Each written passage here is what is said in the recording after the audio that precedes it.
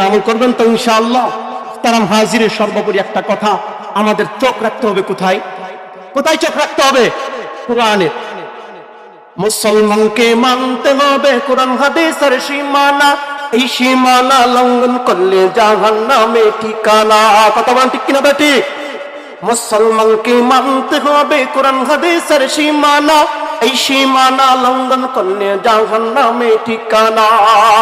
আরে যদি নাহি মানো নাইর গতি কোন, আরে যদি নাহি মানো নাইর গতি কোন, জেনে শুনে জাহান্নামের দিকে কেন যাও?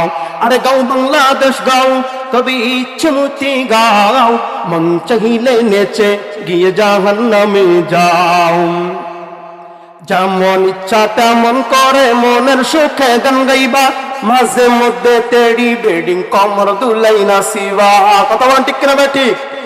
যেমন ইচ্ছা তেমন করে মনের সুখে গান গাইবা, মাঝে মধ্যে তেড়ি বেডিং কমর দুলাই নাচিবা।